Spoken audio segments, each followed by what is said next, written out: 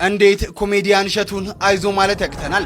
እንባ እየተናነቀው በከባድ መመካከል በሚቆራረጥ ትንፋሽ የበርካቶችን ልብ የነካ አንድ ቃልን ተናገረ።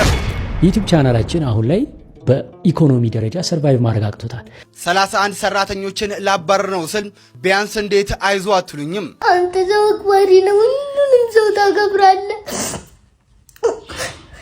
አንተ ደግነ 6.1 ሚሊዮን ዶላር ዶንኪ ቲዩብ ሰብስቧል። አሜሪካው ገዳም ኮሚሽን ነበረው፣ ሼር ነበረው። እናንተ ማየታችሁታል ብዬ አስባለሁ። የመጨረሻ ውስጥ ተሰብሯል። እኔ በራሴ ጉዳይ ራሱ እንደዚህ ያዘኛ አላቀምና ለሊቱን ሁሉ የሆነ ሲመጣብኝ ነው ያደረው ማለት። ወንድማችን እሸቱ መለሰ እግዚአብሔር ያበርታ፣ እግዚአብሔር ያጠንክር። አሁን ካለህበት የአንዳንድ ችግሮች ዶንኪ ቲዩብ ኮሜዲያን እሸቱ መለሰ ለኢትዮጵያ ባለውለታ ነው። ማማን ከመውለዴ በፊት ለእሺ ኤክስኪዩቲቭ አሲስታንት ሆኜ ዶንኪ ቲዩብ ውስጥ ሰራ ነበር እና እዛ ሆኜ የእሺን ማንነት ምንነት ምናምን በጥቂቱም ቢሆን ለማየት ይችላል። እሸቱ መለሰ ዶንኪ ቲዩብ እንዴት ሊከስር ቻለ? እሸቱ መለሰ ወይም ዶንኪ ቲዩብ አደጋ ላይ ነው። ዶንኪ ቲዩብ ሰራተኞችን እስከ ማባረር ድረስ ኪሳራ ከየት የመጣ ነው? እንዴት ሊፈጠር ቻለ? ይህንንም በዛሬው ቪዲዮ የምንመለከት ይሆናል። ዶንኪ ቲዩብን ጨምሮ ሌሎች ኢትዮጵያ ውስጥ የሚሰሩ ቪዲዮዎች በወር ስንት ያገኛሉ? በቪዲዮስ ስንት ይገኛል? ብዙ ሺህ ሰብስክራይበር ያለው በሚሊዮኖች የሚቆጠሩ ሰብስክራይበር ያለው ቻናል እንዴት በዚህ ልክስ ሊቸገር ቻለ? የሰሞኑ መነጋገሪያ የሆነው የእሸቱ መለሰ ወይም የዶንኪ ቲዩብ አደጋ ላይ ነው። በርካታ ሰራተኞችን አሰናብተናል ወይም ደግሞ ሌሎችም ሊሰናበቱ ነው የሚለው ዜና እጅግ መነጋገሪያ ሆኗል ሰሞኑን። በእርግጥ ይህ ኪሳራ እንዴት ሊመጣ ቻለ?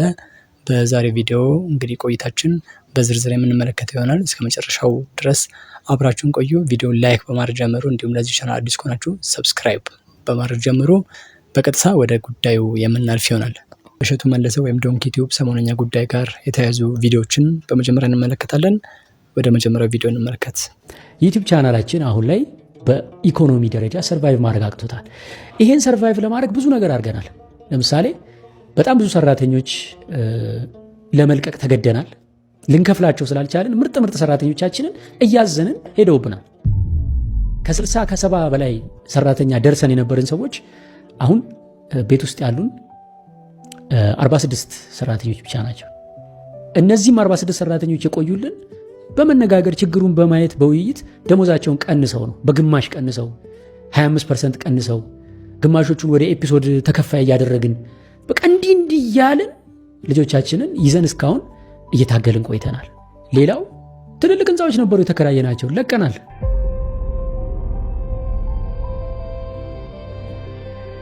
ተስፉ ሲኒማ ድንቅ ልጆች የምንቀርጽበት አልቻልንም፣ ለቀቅን። አንድ ሙሉ G+3 ህንፃ ላይ ነበር ያ ሁሉ ሰራተኛ የሰፈረው፣ ለቀቅን፣ አልቻልንም። አንተ ሰው አክባሪ ነው፣ ሁሉንም ሰው ታከብራለህ። አንተ ደግነ ማንም ሰው ላይገባ ያውቃል። አንተ ደግነትን ማንም ባያውቅንም እግዚአብሔር ግን ይቆጥራል። ሲመል በጣም እንወዳለን። አንተ ልክ እንደሌላው ሰው ብቻ ሳትሆን አንተ የተለየ ነህ። እግዚአብሔር ዝም ብሎ አንተን አይተውህም። አንተን ከዚህ በላይ ከፍ ነው የሚያደርግህ። ሲበልኝ ትናፍቀኛለህ። አንተ እንደዚህ አይነት ችግር ውስጥ ከማየት አልፈልግም። አለመለ እግዚአብሔር ከላይ ሆኖ ይመልከት ነው ብለው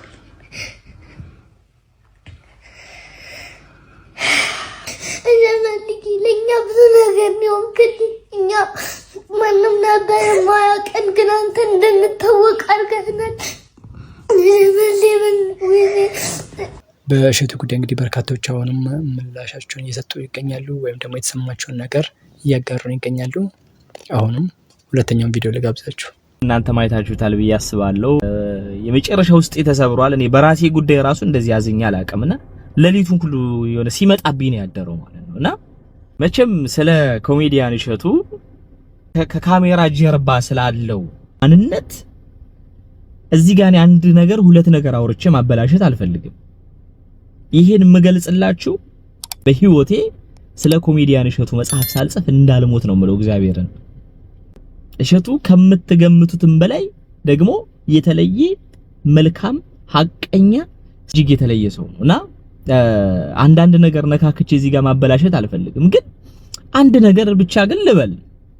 ኢትዮጵያ ውስጥ እሸቱ መለሰ 19 ሰዓት የሚሰራው እሸቱ መለሰ አንዳንድ ጊዜ ደግሞ ለ15 ቀን ለ20 ቀን ላይቭ ላይ እንደምታዩት 24 ሰዓት የሚሰራው እሸቱ መለሰ ተንገዳገድኩ ካለ ማን ሊቆም ነው? እኔ ጥያቄ። በዚህ ቪዲዮ ውስጥ ያየሁት አጠቃላይ የኢትዮጵያን ወጣቶች ነው ያየሁት። ከጓደኞቹ ጋር እንኳን ሻይ ለመጠጣት ጊዜ የሌለው እሸቱ መለሰ ሁሉ ጊዜ ሰዎችን በማገልገልና በምስኪኖች ቤት የሚገኘው እሸቱ መለሰ። እኔ ዶንኪ ቲዩብ ሰርቻለሁ። ከሌሊቱ 11 ሰዓት ለቀረጻ ወጥተን በማግስቱ ማታ ቀረጻ ጨርሰን ገብተን እንደገና ከሌሊቱ 11 ሰዓት ድጋሜ ለቀረጻ የምንነሳበት ጊዜ አለ።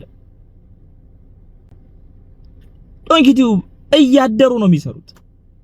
ማማን ከመውለዴ በፊት ለእሺ ኤክስኪዩቲቭ አሲስታንት ሆኜ ዶንኪ ቲዩብ ውስጥ ሰራ ነበርና እዛ ሆኜ የእሺን ማንነት ምንነት ምናምን በጥቂቱም ቢሆን ለማየት ይችላል። ምክንያቱም ኤክስኪዩቲቭ አሲስታንት ነኝ።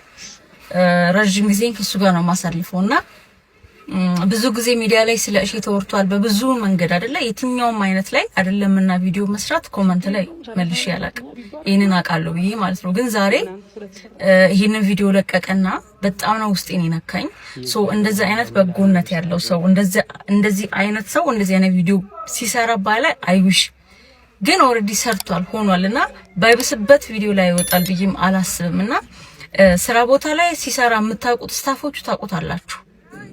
ጌም አጫውቶን አይደል? አብልቶን አጠጥቶን አጉርሶን በእውነት ከኛ ጋር መሆን የማይገባቸው ነገሮች ሁሉ ሆኖ ነው ቪዲዮ ማነው ስራ የሚሰራው ማለት ነውና እሱን እያወቅኩኝ ዛሬ ላይ እንደዚህ መሆኑን አልወደቀም ዘመመ እና እንደዚህ መሆኑን ሳይ እውነት ደብሮኛልና አብራችሁ የሰራችሁ ሰዎች ታውቁታላችሁ ማንነቱ ምንነቱን እና ለምንድን ነው ታችሁ ቪዲዮ ማሰሩት ኦዲየንሶቹም እናንተም ደግሞ እርግጠኛ ሆኜ መናግራችሁ የሆነ ቀን ወይ ተደገርማችኋል ወይ በድንቅ ልጆች ስቃችኋል ወይ በኮሜዲያን ስቃችኋል አይደለ? ዛሬ ላይ በሉኝ ያለው አይዞ በሉኝ ያለው አይደለ? በቃ በምንድነው መርዳት የምንችለው ምንድነው ማድረግ ያለበት? እኔ ብዙ ማቀው ነገሮች አሉ በእውነት ዛሬም ቤት ውስጥ ማውራቸው ብዙ ነገሮች አሉ። ስለሱ በጎነት ብዙ ማቃቸው ነገሮች አሉ። ግን አሁን ሚዲያ ላይ ለማውራት እውነቱን ተነግራችሁ የሱ ፍቃድ ፈልጋለሁና ማውራት አልፈልግም አሁን ላይ ግን እኔን የምታቁኝ እኔን የምታምኑኝ ሰዎች ስለ እውነት ምን ማድረግ ነው ያለብን የምትሉ ሰዎች አትሊስት እሱ እንዲህ ብሎ የገለጸው ነገር የለም ግን አትሊስት ቪፒኤን እያበራችሁ ቪዲዮን ገብታችሁ ደጋግማችሁ ይውለት ፕላስ ደግሞ በሉኝ ያለው አይዞ ነው አይደል? በቃ አይዞ በሉት። እንደዚህ ቻናል ቤተሰቦች እንግዲህ ከሰሞኑ እጅግ አነጋጋሪ የነበረውን ጉዳይ የዶንኪ ቲዩብ የአግዙን ወይም ደግሞ የእርዳታ ጥሪ ያሉበትን ችግር ያሳወቁበትን ምክንያት አድርገን እየተማማርን እንገኛለን። ወደ መጨረሻ እጅግ ሰፊ የሆነ ትንታኔ የምሰጥበት ይሆናል። እነዚህን ቪዲዮዎች ግን አብረን ተመልክተን እንመለስ። $6.1 ሚሊዮን ዶንኪ ቲዩብ ሰብስቧል። ለአሜሪካው ገዳም ኮሚሽን ነበረው፣ ሼር ነበረው፣ ተከፍሎታል። ዶንኪ ቲዩብ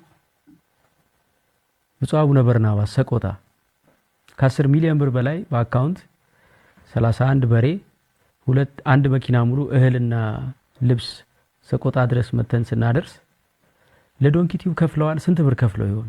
ቦታውን ለመግዛት ስንንቀሳቀስ በህዳር ወር የተሰበሰበው ገንዘብ ቀጥታ ለመሬት ግዢ ውሎ ይዋለ። ከዶንኪ ዩቲዩብ ወይም ደግሞ ከኮሜዲያን እሸቱ ጋራ ያገናኘን የበረከት ስራ እንጂ የጥቅም ስራ አይደለም። ቅዱስ መጽሐፍ ያየነውን እንናገራለን፣ የሰማነውን እንመሰክራለን። ማንም ሊያየው ቢጠይቅ ሊረዳው በሚችለው መንገድ የተሰራ የፋይናንሻል ስቴትመንት አለ እና ለዶንኪ ዩቲዩብ ወይም ለኮሜዲያን እሸቱ በፐርሰንት በኮሚሽን ወይም በልዩ ስጦታ የሰጠነው ምንም ነገር የለም። ክቡር ዶክተር ቢኒያም እንደምን አመሸ? አንደኛ በጣም አዝነናል። ዶንኪ ቲዩብ ያው የገጠመውን ችግር ሁላችንም የምናውቀው ነው። እንግዲህ መቄዶንያ በዶንኪ ቲዩብ ብዙ ድጋፍ ስናገኝ ቆየነን። ብዙ ሰው የሚያውቀው ባለፈው የነበረው በበርና መስኮት አሁን ለምሳሌ ዛሬ 3 ዓመት እንግዲህ ታስታውሳላችሁ እንቅልፉን አጥቶ ባለቤቱ ራሱ እርጉዝ ነበረች በጣም አስታውሳለሁና ከዛ በፊትም ደግሞ ሚሊኒየም ላይ ነበረናል የገቢ ማሰባሰቢያ ከዛም ላይ ፕሮግራም በመምራት መቄዶንያን በማገዝ ያው ብዙ ሰው የሚያውቀው ይሄ በርና መስኮቱን ብቻ ነው እንጂ ከዛ በፊትም የሚያገዘን ወንድማችን ነው እና ይሄን ሁሉ ገዛ የሚያደርግልን እንግዲህ አይ ሰዎች ጥያቄ ስለሚያነሱ ነው እንጂ ይሄ ጉዳይ የሚወራም ነገር አልነበረም። ክፍያ እንጃ እንዴት እንደሰው ይሄ በፈጽሞ የማይታሰብ ነገር ነው። የሚሰራው በነፃ ነው ለኛም ለሌሎች ግለሰቦች ሃይማኖት ተቋማት በነፃ ነው። ምንም ይሄ ጥያቄ ውስጥ የሚገባም አይደለም። ምናልባት የባምቢ ሀበሻንም ጉዳይ እዚህ ላይ ማንሳት ይኖርብናል። ባምቢ ሀበሻ በዚህ ጉዳይ ላይ ምን አለች? እስኪ እንመልከተው። እኔ ምንም ብዬ አልረገምኩትም። እናቴ ግን ቤተክርስቲያን ብስራተ ገብርኤል ሄዳ ለገብርኤል ቃል የገባችበት ነገር አለ። እኔ ምንም አላልኩትም ለገብርኤል። እናቴ ግን ያ ነገር ሲፈጠር መንገድ ላይ ነበረችና ቀጥታ ነው ብስራተ ገብርኤል ሄዳ በጣም በቃ አልቅሳ ጸልያበታለች። እዚህ ሰውዬ ላይ ጸልያበታለች። እኔ ያንተ ልጅ አይደለሁም፣ እኔ የኔ መልአክ አይደለህም ብላ ነው የጸለየችበት። ስለዚህ ግፉን ከሆነ እኔ አይደለሁም። እንግዲህ ዶንኪ ቲዩብ ሲባል እንግዲህ በርካታ ተመልካች ያለው ኢትዮጵያ ምናልባት ኢቢኤስ እንዲሁም ደግሞ ሆፕ ኢንተርቴንመንት እና ጥቂት ብቻ ዩቱበሮች ናቸው ወይ ደግሞ የዩቱብ ቻናል ናቸው ኢትዮጵያ ውስጥ ዶንኪ ቲዩብን የሚበልጡት። እጅግ ብዙ ተመልካች ያለው በሚሊየን የሚታይ ቪዲዮ ኮንተንት ሀሳብ የተለያዩ የቪዲዮ ሀሳቦች ያሉት ነው ዶንኪ ቲዩብ። በዚህ ልክ ግን እንዴት ሊከስር ቻለ የሚለው ደግሞ ብዙዎች ጋር ጥያቄ መፍጠር የቻለ ጉዳይ ነው። እሸቱ እንዳለውና እንዳሳየንም ከሆነ ዶንኪ ቲዩብ እንግዲህ ከ80 በላይ ሰራተኞች ይመስለኛል ያለው የነበረው። ከዛ ውስጥ ግን የተወሰኑት ተቀንሰዋል የሚል ነገር ሀሳብ አንስቷል። ምናልባትም 30 አካባቢዎቹ ተቀንሰዋል የሚል ነውና ይህ እንግዲህ እጅግ ከባድ ነው። ምናልባትም 30 ሰዎች ተቀንሶ ማለት 30 ሰዎች ደግሞ የሚተዳደሩበት ነው። ምናልባትም ከጀርባቸው 2 ሰው 3 ሰው ሊኖር ይችላል የሚደግፉትና እነሱንም ጭምር አደጋ ውስጥ የከተተ ነው ማለት ነው ይህ የሰራተኛ ቅነሳ። እንዲሁም ሌሎችንም ደግሞ ለመቀነስ የተዘጋጀን ነው የሚል ኪሳራ ውስጥ መሆኑን ቪዲዮዎች እየታዩ አይደለም በቅርብ ጊዜያት እንዲሁም ደግሞ ቲክቶክ ላይ የሚለቀቁ የተቆራረጡ ቪዲዮዎች ናቸው ተጽዕኖ ያመጡብኝ የሚል ነገር እሸቱ መለሰ ሲያቀርብ ሰምተነዋል። እንዲሁም ደግሞ የተለያዩ ዘመቻዎችም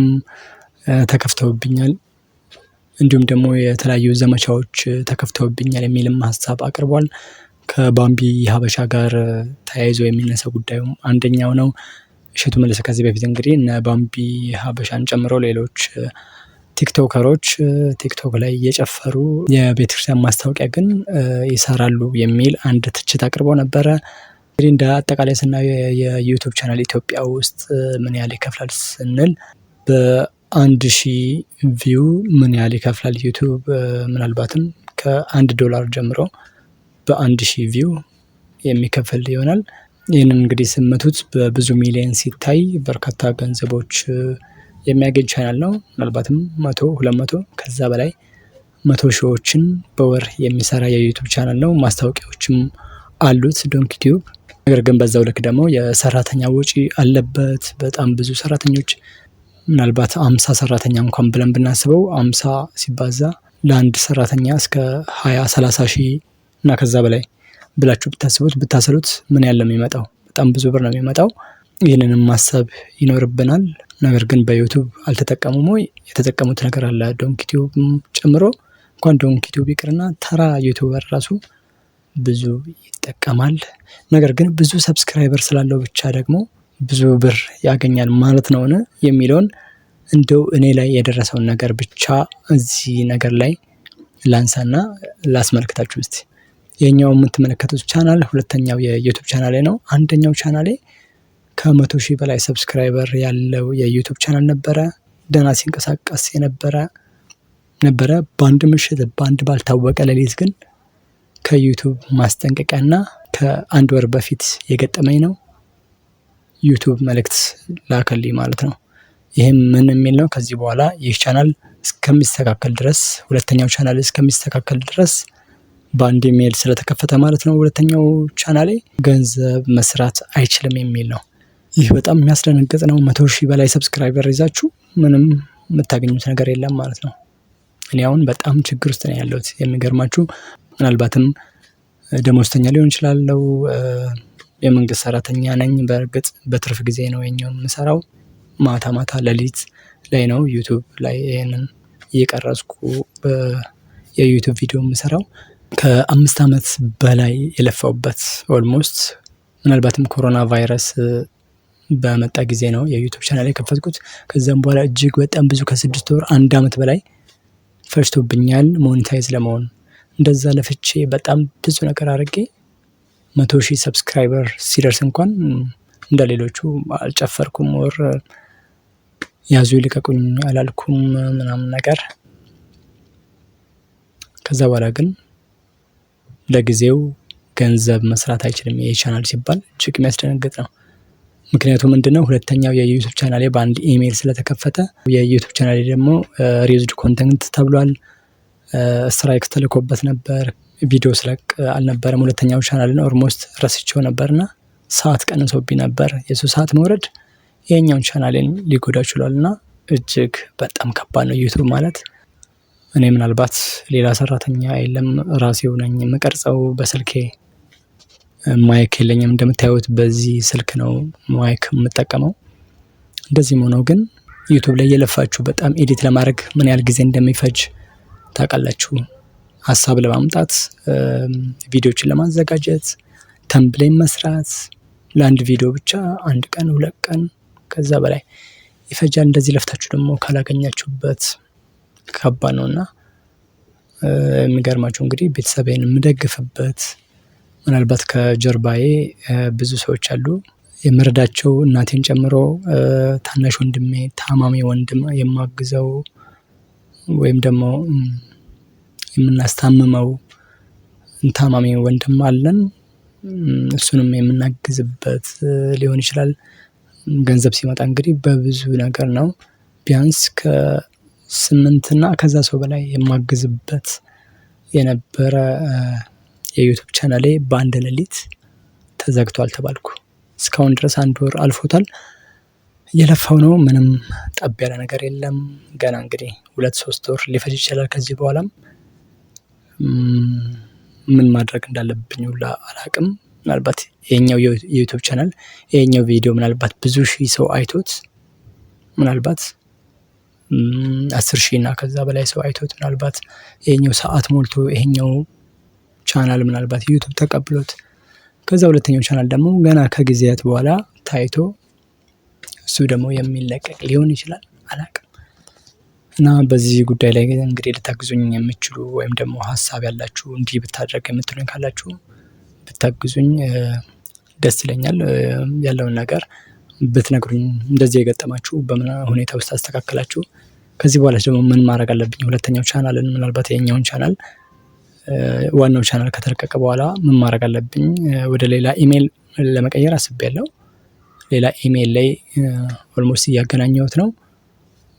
በኋላ ላይ ዋናው ኢሜል ጋር አላይቼ ለብቻው ለማድረግ አስቤያለሁ። እንደዛም ሆኖ ግን 2 ዩቲዩብ ቻናል ደግሞ ማንቀሳቀስም ከባድ ነው አሁን ሳስበውና ምናልባት እስቲ እንግዲህ ሀሳብ ያላችሁ እናንተም ታግዙ ዘንድ በሀሳብ በገንዘብ አላልኩም ወይም ለጊዜው ግን በሀሳብ ታግዙ ዘንድ